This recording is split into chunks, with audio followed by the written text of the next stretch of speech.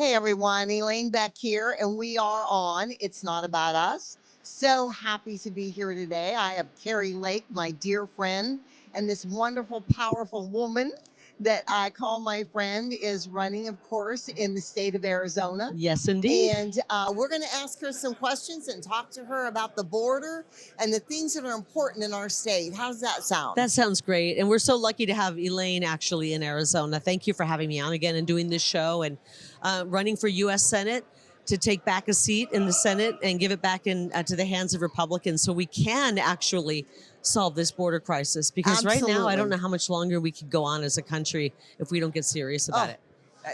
It's got to stop. That's all there is to it. So my friend would like to ask you some questions. Love it. Okay, Kari. So first of all, I think the border ties into a lot of what your situation is as well.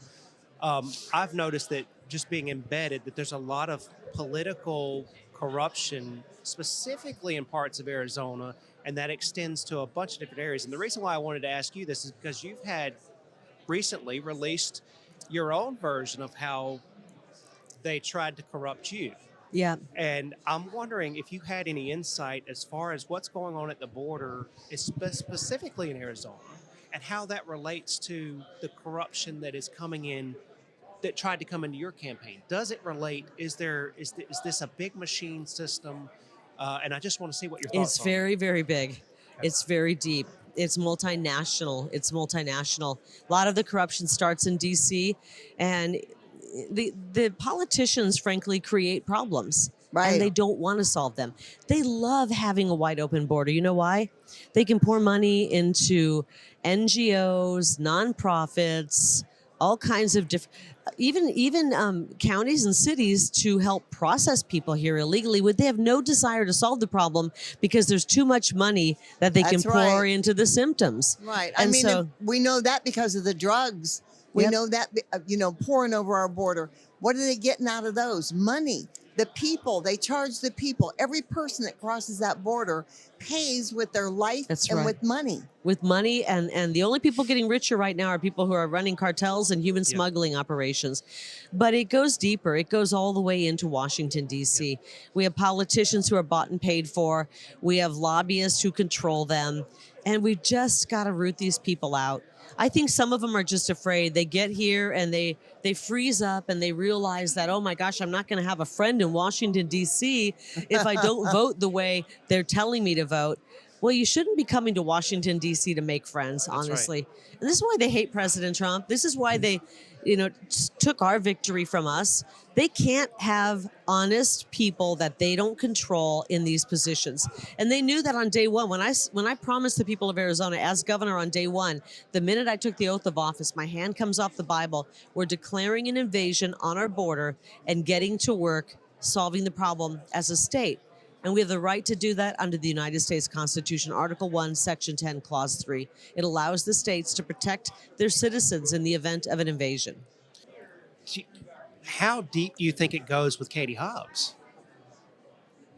How deep? Corruption? How is that? How deep is that connection with what happened with that election? Because we all, as I can tell you as an outsider, this is my point of view. I'm from South Carolina. I saw what happened. I followed the entire story, literally watched all the court hearings, and still come out of it the same way I felt on November 4th, 2020, when I was in what drew me to D.C. on January 6th, was that same thing had happened there, but who, how, what is involved in that process, and where do you, and it's okay if you speculate, or if you don't want to speculate, but how do you think she got? I don't have to speculate. Our elections are fraudulent and rigged. I mean, it happened in 2020. 2022, we saw it happen. I'm up 10 and 12 points in the internal polling. And on election day, they knew they had to stop someone like me that they can't control. And they had rolled out machines that didn't work. They printed the wrong image on the ballot. And just because the courts have not ruled in our favor does not mean that that is not true and factual that it happened. It happened to tens of thousands of Arizonans. They were disenfranchised on election day. That's right. And so we have to get to the bottom of it. Let's look at who's coming across our border. People are pouring across our border, up to 12 million perhaps, maybe more. Yeah. It depends whose numbers you believe. I don't tend to believe Biden's numbers. Where are they coming from? They're coming from countries that have failed. Yep. They're coming from failed nations where they have rigged elections, and they know that doesn't matter if they vote, the elections are rigged. They have a collapsed economy. They have a devalued currency. They have outrageous crime on the streets. They're fleeing those countries, coming to America. The bad news is America is really becoming one of those countries. And so we have to start with getting our elections turned around.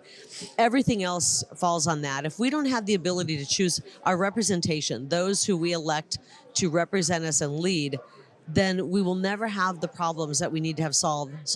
That's right. And they're not only just fleeing, a lot of these people are being sent here intentionally. You're right. Some are fleeing. A very small amount are truly seeking asylum. 95% of the asylum claims are fraudulent, made up. Right. They've been coached by NGOs. Exactly. That are suspicious at best. And then you have people here who want to do us harm. That's right. They have nefarious reasons for being here. Yep. And we have people pouring. We've done no vetting on these people. No. We have caught a few people who we know are terrorists. Right. But I just heard an interview last week with a judge. Right. Who's handling border issues. And he says none of the people that he ordered to be deported for crimes up to murder. Right. He wanted to double check and say, whatever happened to these orders on these, I'm a judge. I made an order to have these people deported. How many of them were deported? And guess how many were deported? Zero. Biden is not even allowing the deportation of criminal aliens who have been found guilty of a crime here, and a judge has ordered them deported. They're still not deporting them. Joe Biden has blood on his hands. Joe Biden created this problem. The Democrats have created it, and they've enabled him. And it will be the demise and downfall of our republic if we do not stop it. So what you're saying is they can bus them anywhere from the border. They can put them on planes. They can take them anywhere they want. But if they need to go back, they can't even get them to the border and out of here. That's pretty bad. That's pretty scary. Yeah, that's very well, scary. And the good news is President Trump understands the crisis, the level of this crisis. He does. The only way to save our homeland is to send these people who've poured across the border in the Biden invasion back to their homeland. We have to save America. Yeah. We have to show compassion for our citizens. I support the largest repatriation project in the history of our country because we have the largest invasion on our soil in the history of this country. I agree, and we can't absorb the world's problems. Too many people have come over unvetted, and to save our homeland, they have to go back to their homeland. One more question. One more. So, and I'm trying to think of a way to formulate this that make it all make sense because there's a lot of pieces to tie together.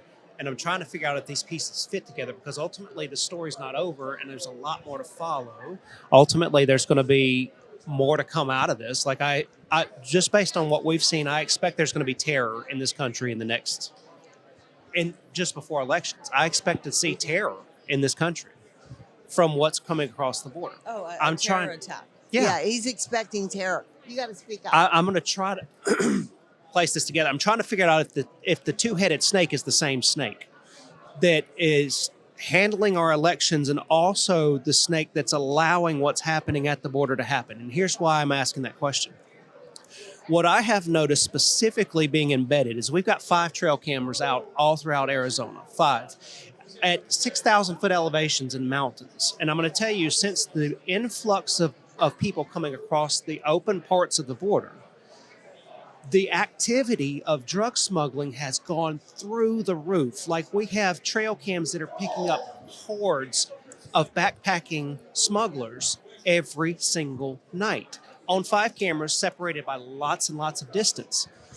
So do you think the head of the snake that's allowing that to happen, because all I can see is happening is Border Patrol's distracted over here with processing all these humans coming through, while at the same time there's zero enforcement happening anywhere else along the border, so the mules are just coming nonstop.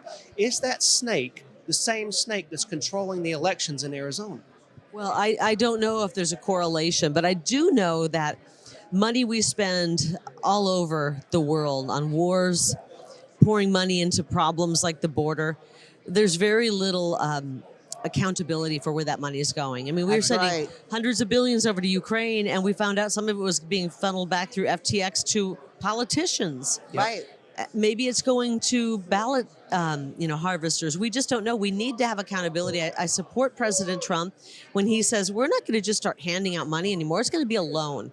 We want accountability, and we want it to be paid back when the country we've loaned it to is doing better. That's right. And one of the reasons you're seeing those 5 cameras you mentioned explode with activity is because Texas is starting to do a little bit more to secure their border. They're actually implementing some of my border policy that I put out, which was the most groundbreaking, aggressive, bold border policy ever put forth in this country that I had planned for Arizona. But Texas is now starting to take pieces of that and doing it. And because of that, guess what? The smugglers, the drug traffickers are saying, all right, we got to move it from Texas over to Arizona. Right. So we're getting hit even harder. And we have an very inept people in our key offices in Arizona who don't deserve to be there and who are open borders, sanctuary city type folks.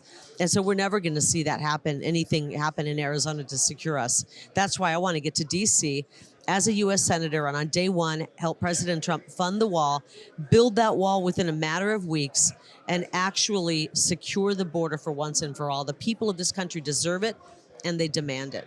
Right. Well, thanks, Kari, for answering the questions, because they're very important, and I think our people need to hear this.